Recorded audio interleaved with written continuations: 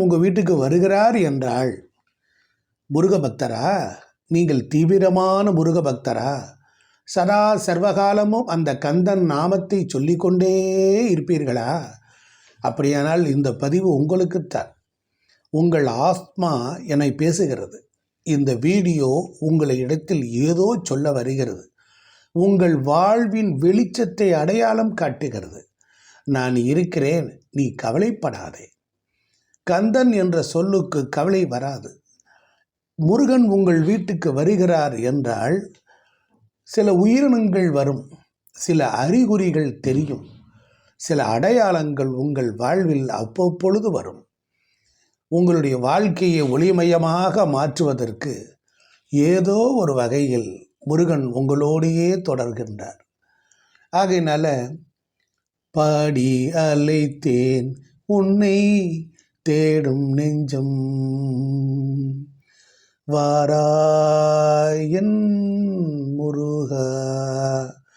இப்படி சுகமாக இனிமையாக கொஞ்சக்கூடிய அளவில் ஒரு கனிவாக இனிமையாய் தித்திப்பாய் சொல்ல சொல்ல இனிக்குதடா அப்படிங்கிற மாதிரி தான் முருகனுடைய நாமம். காலையில் எழுந்த பிறகு 3 முறை முருகா முருகா முருகான்னு அப்படியே நீங்கள் அப்படியே குலோப் ஜாமுனில் 0ல் குலோப் ஜாமுன் இருக்கும். அதை எப்படி பார்த்த உடனே சாப்பிடணும் போல் எச்சில் ஊறுகிறதோ அந்த மாதிரி ரசனையோடு ஒரு தேன்குழல் மாதிரி அந்த மாதிரி இனிமையாக உங்கள் உடலையும் மனதையும் வைத்து கொண்டு உங்கள் வாயிலிருந்து வரக்கூடிய வார்த்தை முருகா அப்படின்னு நீங்கள் கூப்பிட மாட்டீங்களான்னு முருகன் ஏங்குகின்றார். முருகப்பெருமான இடத்துல ஒரு பிடிச்சமான விஷயம் என்ன அப்படின்னு கேட்டால், முருகனுக்கு ரொம்ப பிடித்த விஷயம் தன்னுடைய பக்தர்கள் பாடணும். முருகப்பெருமானுக்கு பிடித்த விஷயமே தன் பெயரை கூறுதல்.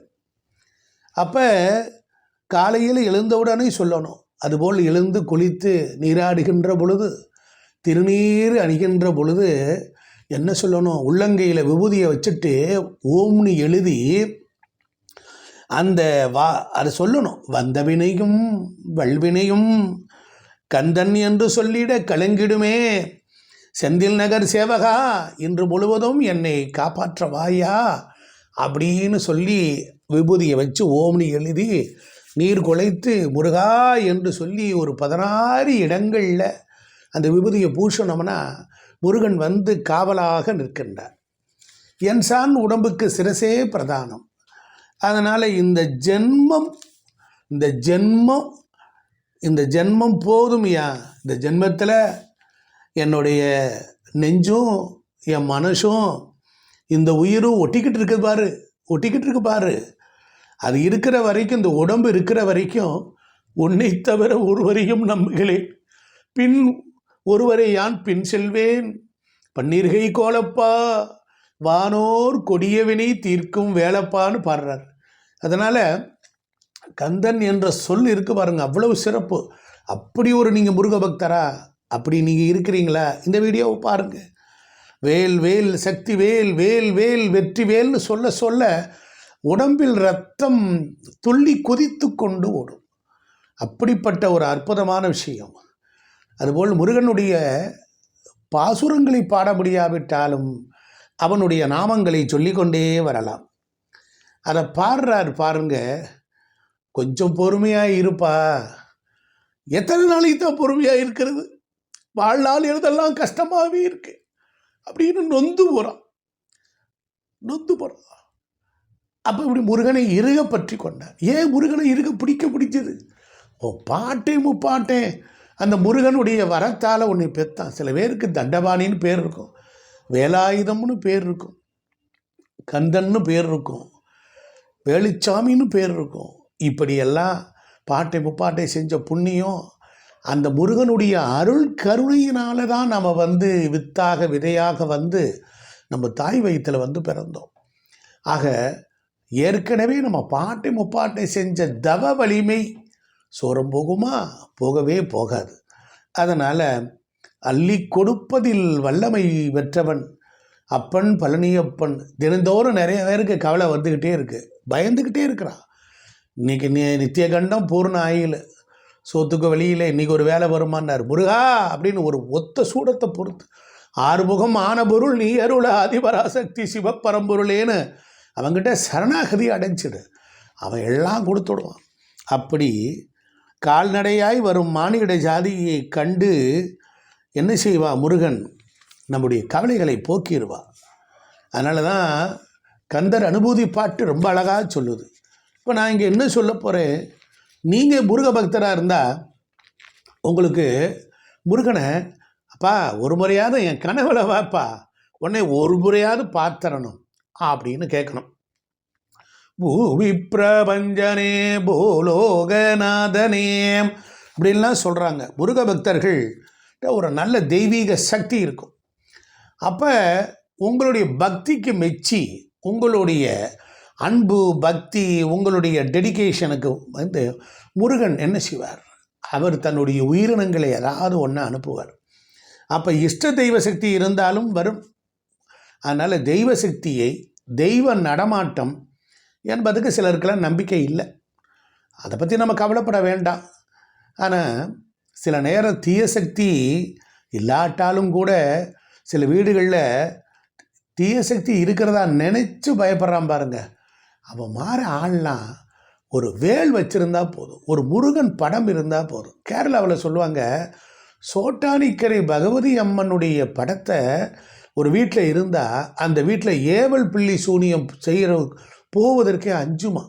அது போய் சொல்லுமா, அந்த வீட்டில் அம்மே நாராயணி படத்தை வச்சுருக்கான், நான் எப்படி போவேன்னு ஏவி விடுறவன்கிட்ட போய் திரும்பி சொல்லுமா. அது மாதிரி இந்த தமிழகத்தில் முருகப்பெருமானுக்கு இருக்கிற சக்தி, அவர் 14 புவனங்களையும் படைத்தல், காத்தல், அழித்தல், அருளுதல், மறைத்தல், ஓதுதல் என்கிற பஞ்ச கிருத்தியங்கள்லாம் செய்கிறார். அதனால தான் அவருக்கு வந்து அவ்வளோ ஒரு சிறப்பு. முருக பக்தராக இருந்தால் நம்ம வீட்டுக்கு எந்த மாதிரியெல்லாம் அறிகுறி வரும். நான் இடைவிடாது கந்த சஷ்டி கவசம் சொல்கிறேன், வேல்மாறல் படிக்கிறேன், கந்தர் அனுபூதி பாடல் படிக்கிறேன், கந்தர் அலங்காரம் படிக்கிறேன், கந்தர் கழிவெண்பா படிக்கிறேன், கந்த குரு கவசம் கேட்குறேன். இப்படிலாம் நீங்கள் இருக்கீங்க.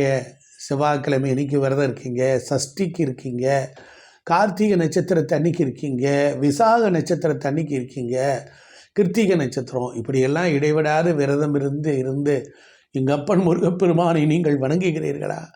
உங்கள் வீட்டுக்கு அப்படிப்பட்ட ஒரு பக்தர்களுடைய வீட்டுக்கு முருகப்பெருமான் மயிலை அனுப்புவான். சில வீட்டுக்குள்ளெல்லாம் மயிலெலாம் அவ்வளோ சீக்கிரத்தில் வராது, வீட்டுக்குள்ளே வராது, வா அப்படின்னு காட்சி கொடுக்கும். பஸ்ஸில் போய்கிட்டு இருப்பீங்க, காட்சி கொடுக்கும். காரில் போவீங்க, காட்சி கொடுக்கும். திடீர்னு டிவி ஆன் பண்ணுவீங்க, அங்கே ஒரு முருகன் படத்தில் வேல் மயில் வந்து காப்பாற்றுற மாதிரி இருக்கும். இதெல்லாம் அவருடைய அறிகுறி தான். இதெல்லாம் அஸ்யூஷுவலாக நடக்கிறது நீங்கள்லாம் சொல்லலாம். பட் அதையும் தாண்டி இறைவன், நீங்கள் விஞ்ஞான மையத்தில் வாழும் பொழுது அவனும் என்ன செய்வான், இந்த உலகத்துக்கு தக்கபடி தானே வருவான். கம்ப்யூட்டரை திறந்த செல்ஃபோனில் அப்படி ஆன் பண்ண மாத்திரத்தில் ஒரு முருகன் படம் வருது. காலையில் இந்த வீடியோ பேசலான்னு நான் காலையில் 4 மணிக்கு எழுச்சி உட்காந்துருக்கேன். செல்ஃபோன் பார்ப்பது வழக்கம். பார்க்குற பொழுது பார்த்தா வெறும் முருகனாக வர்றார். இன்றைக்கி முருகனை பற்றி தான் பேச போகிறோன்னு தெரிஞ்ச முருகன் எனக்கு எத்தனை விஷயங்களை சொல்கிறார். அப்படி 1 சொல்கிறதா 2 சொல்கிறதா, ஏதாவது ஒரு கோயிலில் ஒரு முருகன் ஒரு வேல் காட்சி கொடுப்பதை போல் ஒரு கனவுல வந்துட்டா நீ அதுக்கு என்ன அர்த்தம்? நீ சரியான பாதையில் தான் ஐயா போய்கிட்டு இருக்க, நான் உன் கூட பின்தொடர்ந்தே வர்றேன், அதனால தான் இம்மைக்கு மறுமைக்கு நான் வருவேன். இப்போ உன் கனவுல வந்து உன்னைய நான் நீ என்ன நினைக்கிற, நான் உன்னை நினைக்கிறேங்கிறதுக்கு தான் என் கனவுல வர்றேன்னாரு. இந்த கனவு எதில் வரும்? ஹாஸ்டல் பாடி ட்ராவலிங்காக வருவான். ஒளிக்கடவுள் எப்படியா வருவான்? நம்மளுடைய சிந்தையில் புகுந்து தான் வருவான். அந்த அதே போல் முருகன் உங்கள் வீட்டுக்குள்ளே வர்றாருன்னு வச்சுக்கோங்க, நல்ல வாசனை வரும், பன்னீர் வாடை அடிக்கும், சாம்பிராணி வாடை வரும், மல்லிகைப்பூ வாடை வரும். திடீர்னு ஒரு குருவி வீட்டுக்குள்ளே வந்து உட்காந்துக்கிட்டு சாப்பிட்டுக்கிட்டு இருக்க தட்டுக்கிட்டு பக்கத்தில் இருக்கிற ஒரு பருக்கை கொத்தி சாப்பிட்டுட்டு போகும். அந்த அறிகுறியும் முருகன் தான், அந்த அறிகுறியும் முருகன் தான். திடீர்னு பார்த்தீங்கன்னா முருகப்பெருமானுக்கு பிடிச்ச சந்தன வாசம். எங்கள் வீட்டில் கந்த சஷ்டி விரதம் இருந்தாங்க. என்னால் இருக்க முடியாது. நான் ஐயா நான் சுகர் பேஷண்ட்டு, என்னால் இருக்க முடியாது. முடியாது. ஒரு காலத்தில் இருந்தேன். ஆமாம். எங்கள் வீட்டில் எங்கள் ஒய்ஃபு எங்கள் பிள்ளைகள்லாம் காப்பு கட்டி இருந்தாங்க. அப்படிலாம் பழக்கம் இல்லை, அவங்க இருந்தாங்க. நானும் சரி இருக்காங்களேன்னு விட்டுட்டேன். அவங்கள்ட்ட கேட்டேன், சஷ்டி விரதமெல்லாம் இருந்தீங்களே, எப்படி இருந்தது, உங்களுடைய அனுபவம் என்னன்னு எங்கள் வீட்டுக்காரம்மாவட்ட கேட்டேன். அந்த புண்ணியவதி சொன்னால், எத்தான் இந்த மாதிரி சவ்வாது வாடையும் பஞ்சாமிர்த வாடையும் வந்துச்சு. நாங்கள் கோயிலுக்கு போயிட்டு விளக்கு போட்டுட்டு வந்தோம். பஞ்சாமிர்த வாடை அடிச்சிச்சுன்னா, என்னல சொல்லுதேன்னு. என்னல சொல்லுத அப்படின்னு. ஆமாங்க அப்படின்னா. அப்போ நாம் நிறைய பேர் சொல்கிறத கேட்டிருக்கோம். எனக்கு ஒரு அனுபவம் இருக்குது. நான் சிறு வயசில் இருக்கும்போது, ஒரு 25 வயசு இருக்கும்போது, ஒரு விநாயகர் மந்திரத்தை உபாசனை வாங்கி வீட்டில் வச்சு ஒரு பெரிய பிள்ளையாரை வச்சு பூஜை பண்ணிக்கிட்டே இருந்தேன். டெய்லி அபிஷேகம் பண்ணியிருப்பேன். அப்போ என் பெரிய குழந்தைக்கு 3 வயசு இருக்கும். பண்ணிக்கிட்டு இருக்கேன். ஒரு 48 நாள் ஒரு மண்டலம் பூஜை பண்ணிக்கிட்டு இருக்கிறேன். ஒரு 24 நாளுக்கு மேலே போயிடுத்து. ஒரு நாள் என்ன ஆகிடுச்சுன்னா, எங்கள் வீட்டுக்காரி போய் எங்கள் அம்மையிட்ட சொல்லி, மந்திரமெல்லாம் சொல்லி பூஜை பண்ணிக்கிட்டு இருக்காரு அப்படின்னு சொல்லவும், அவங்க ஒன்றே ஒன்று சொன்னாங்க, இப்போ இந்த சின்ன வயசில் ஏன்டா இதெல்லாம் பண்ணிக்கிட்டு இருக்க, இதெல்லாம் எடுத்து போய் பிள்ளையெல்லாம் பயப்படுறா அப்படின்னாரு. அதே கணபதி மூல மந்திரம் ஒரு காளியோட படத்தை போட்டு அதுக்குள்ளே இருந்த அந்த மந்திர புஸ்தகத்தில் இருந்தது.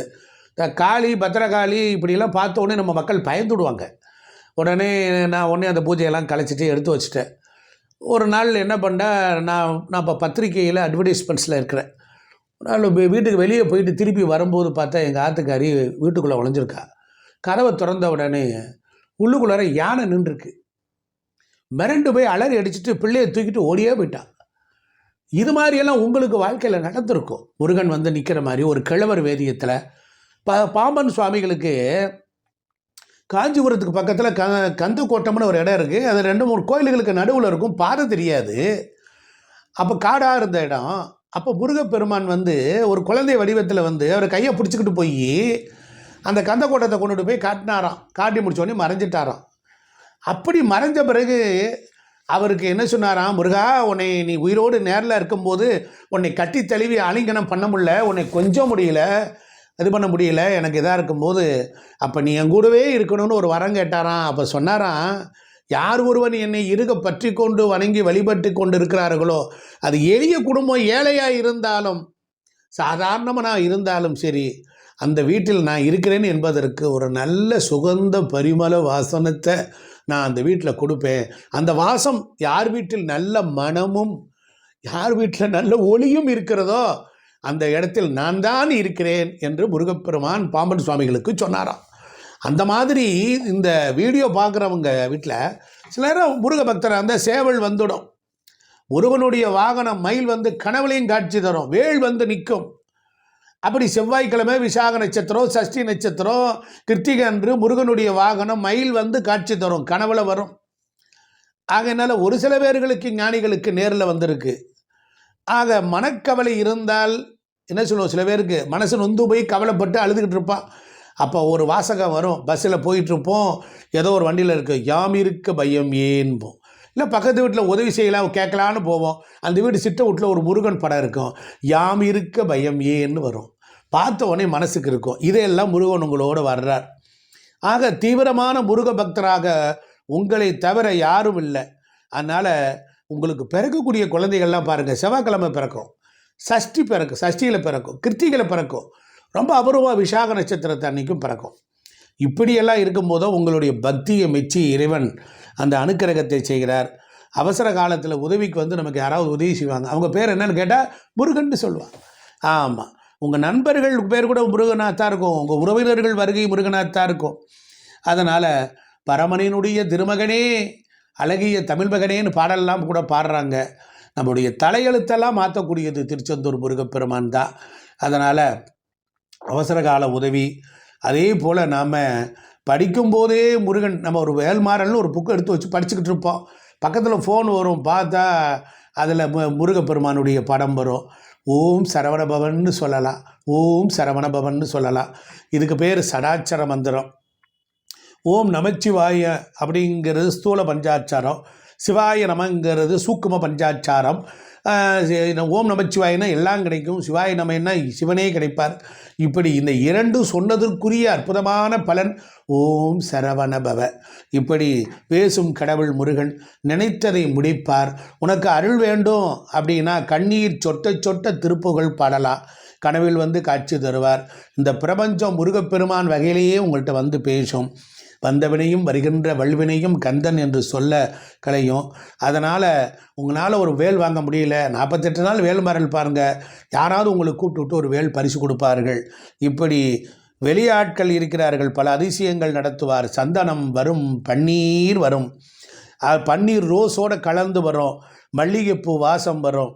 இப்படி ஒரு குமரா அப்படின்னு சொல்லி இந்த உயிர் வாழ்கின்ற பொழுதே, இந்த உடம்பு எடுக்கும் பொழுதே உங்ககிட்டயே நான் சேர்ந்துடணுங்கிறதுக்காகத்தான் அந்த திருச்செந்தூர் கடற்கரை முழுவதும் கிடக்கிறது.